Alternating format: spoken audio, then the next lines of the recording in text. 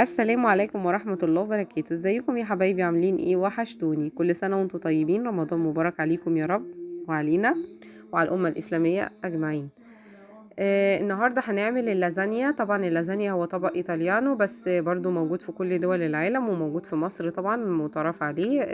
بس اللازانيا دايما بتتعمل بصوص اللحمة المفرومة بتاعها بيبقى بالصوص الأحمر مع البشاميل. النهارده ان شاء الله هنعملها بس بالصوص بيانكو، ومش هنحط لها صلصة طماطم. هنعملها بخلطة كده سهلة وسريعة، وهتبقى حلوة قوي وخفيفة كمان، وتقدري تعمليها في سفرتك في رمضان، وان شاء الله تضيفيها كده معاكي على سفرتك السنة دي. هنا معانا معلقتين زيت زيتون وبصلتين كبار متقطعين مكعبات. اشوح الكلام ده مع بعضه. هنعمل كده. هنا معانا الريبيينو بتاع اللازانيا، بصلتين متقطعين مكعبات معاهم معلقتين زيت زيتون. طبعا يا جماعة اللازانيا بتحتاج لحمة مفرومة اكتر شوية من المكرونة البشاميل، عشان المكرونة البشاميل بتعملي طبقة مكرونة وطبقة لحمة وطبقة مكرونة والبشاميل، فمش بتحتاج لحمة كتير، هي الطبقة اللي في النص بس. لكن في اللازانيا بتعملي كذا استراتي، بتعملي كذا طبقة، فلازم كل طبقة بتتحط لها طبعا ايه لحمة مفرومة. فالمينو اللي هتستخدمي يعني نص كيلو، لو مش اقل من نص كيلو. هنستخدم هنا معانا اللحمة المفرومة هننزل بيها. بس كمان انتي تقدري تعملي صينية كبيرة بالنص كيلو، ممكن كمان تضيفي عليها. هقولك دلوقتي انا هنزل بحاجات، بس انا ممكن اقولك تزوديها كمان اكتر ازاي. نمشي بس مع بعض بالخطوات خطوة خطوة وانا هقول لكم. هنا هنقلب البصل مع اللحمة. طبعا البصلة بقت لونها كانت شفافة، نزلت عليها باللحمة المفرومة، هخليها تتقلب معاها كويس قوي وتمتزج بيها.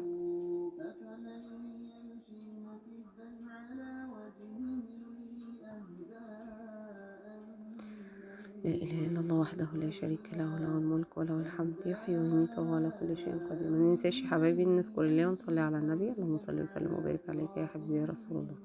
هنا اللحمة المفرومة أخدت معانا هنا تشويحة حلوة قوي مع البصلاية. انزل بقى هنا بجزراية كبيرة متقطعة برضو مكعبات، اقلب الكلام الجامد ده كله مع بعضه. جزر مع اللحمة قلتلكم المفرومة حاجة جامدة قوي. ننزل هنا عليها بالفلفل الاسود. هننزل بس التوابل اللي هتتحط على الكلام ده هو فلفل اسود وملح وبودرة ثوم، بس كده. وكمان انا هستخدم لسه هستخدم حاجات تانية. هستخدم طماطم شيري وفلفل وفصين توم مبشورين. انتي بقى عايزه تزودي اللحمه وتبقى كميه معقوله وحلوه، وفي الاول وفي الاخر برضو هتزود طعمها وتزود قيمتها الغذائيه، ممكن تحطي فلفل الوان احمر مثلا واصفر واخضر. تستخدمي مثلا نص من كل نوع، نص قرن فلفل من كل نوع، وتحطي برضو طماطمية تقطعيها مكعبات تكون كبيرة وفصين الثوم، وتنزلي على الكلام ده كله. هيزود معاكي الكمية وتقدري تعملي بيها صينية كبيرة. انا هنا بقى هنزل بنص بقرن فلفل اخضر وطماطم شيري. انت ممكن تستخدمي يعني طماطم شيري وتنزلي طماطمية عادية تقطعي مكعبات وفصين الثوم.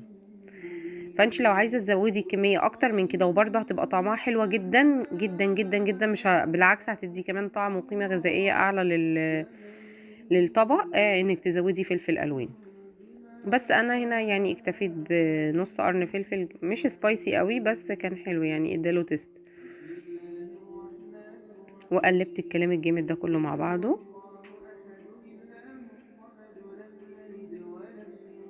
وهنقله بقى على عين تانية واعمل معاكم البشاميل بتاع اللازانيا.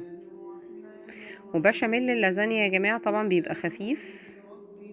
انا بقى هنا ولا هنزل بصلصة طماطم ولا حاجة، قلت لكم انا هعملها بيانكا من غير صلصة طماطم، بتبقى اخف واحلى وطعمها جميل جدا. هنا بقى هعمل هعمل بشوف الطاسة سخنت ولا لا. هنا هعمل البشاميل. هنزل بمعلقتين زبدة كبار، وخلينا متفقين ان كل معلقة دقيق بتاخد كوباية لبن، عشان يطلع معاكي الصوص كده خفيف وحلو ومظبوط وقوامه مظبوط للازانيا. كل معلقة دقيق عليها كوباية لبن. طب انا هحط 5 يبقى 5 لبن، هحط 6 دقيق هيبقى 6 لبن. انا هنا هنزل ب4 معالق دقيق ونص، هنزل عليهم ب4 كوبايات لبن ونص.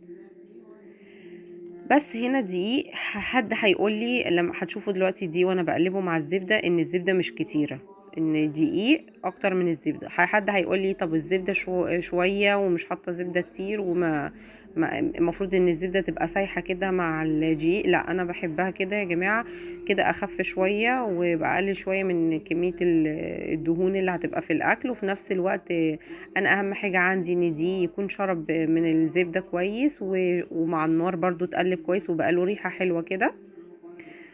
ده كده بالنسبه لي انا بكتفي بهذا القدر، ما بحبش احط زبده كتير على البشاميل. لو انت عايزه تزودي حبيبتي دي حاجه ترجع لك، وانت حره، يعني حريه الاختيار ليكي.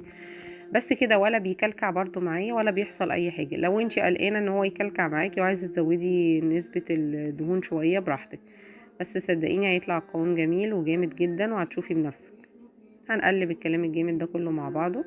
بصي هنا بقت عامله زي رمله البحر، ناعمه وريحته حلوه قوي. خلاص انا كده تحمير بالنسبه لي كده بقى بيرفكتو.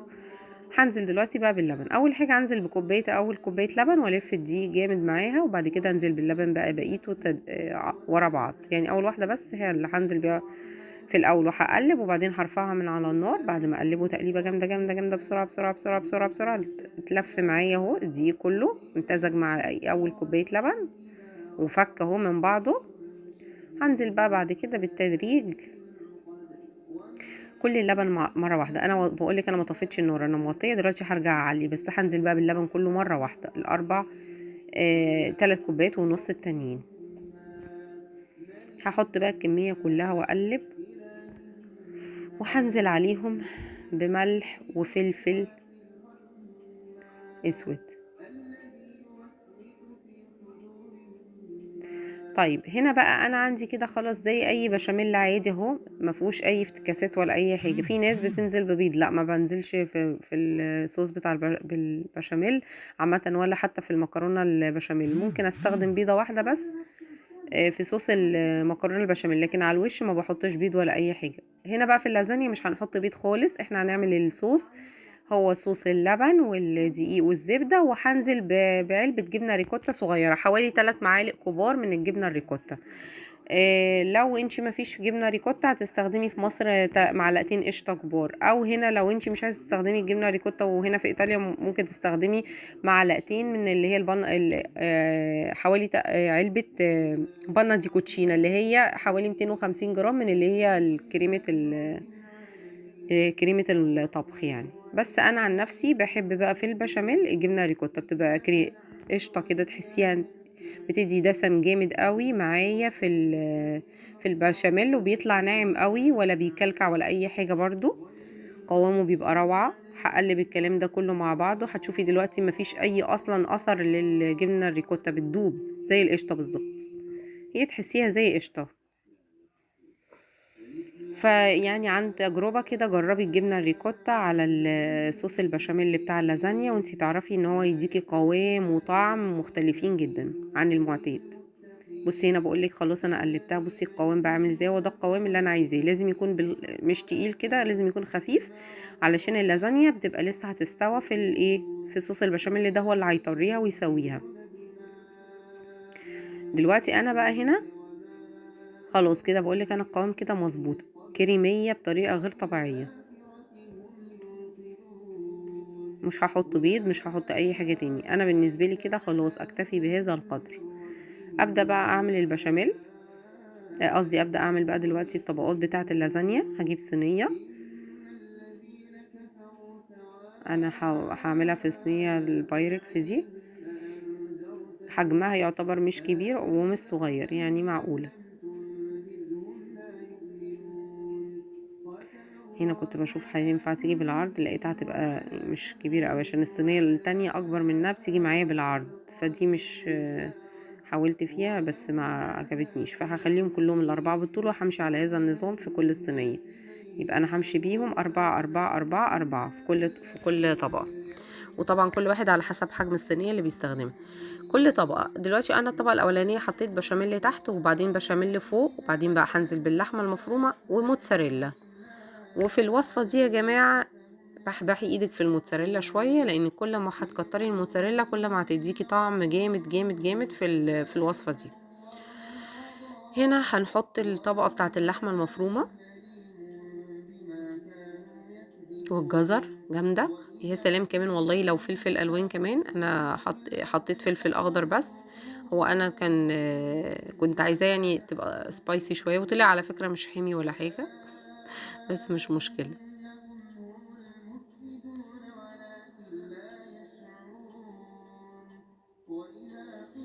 روعه.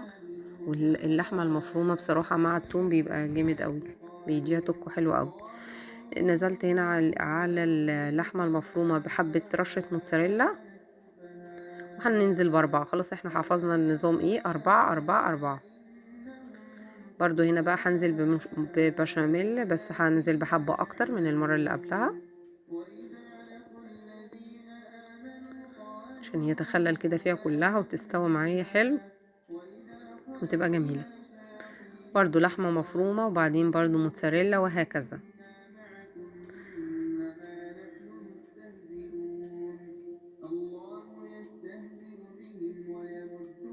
هنا بقولك انا اهو هعمل كده برضو الطبقات كلها بنفس الطريقة، لحمة مفرومة وموتزاريلا واللازانيا والبشاميل.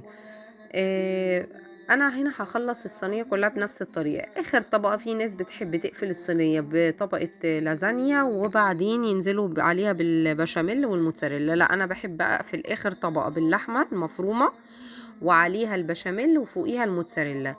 القرار يرجع لك، عايزه تقفليها بلازانيا برضو وتروحي نازله عليها بالبشاميل والموتزاريلا، دي حاجه ترجع لك. انا عن نفسي بحب اللحمه اخر حاجه وفوقيها البشاميل والموتزاريلا على الوش، وكتري الموتزاريلا على الوش كويس قوي. دلوقتي انا هغطيها بورق فويل وادخلها الفرن. ليه؟ عشان هي لسه اللازانيا مش مستويه، فلازم تتغطى بورق فويل والا الوش هيتحمر وهي مش هتستوي. سيبها تستوي كويس وبعدين قبل ما تستوي اروح شايله ورق الفويل وتاخد الوش الجامد ده. بصوا شكلها عامل ازاي يا جماعه، والله روعه والطعم روعه روعه روعه. جربيها هتعجبك اكتر كمان من اللي بالصوص الطماطم. لو عجبتك الوصفة ما تنسينيش بقى من دعوة حلوة من القلب ولايك وشير وسبسكرايب للقناة، وما ننساش نذكر الله ونصلي على النبي. وبون ابيتي.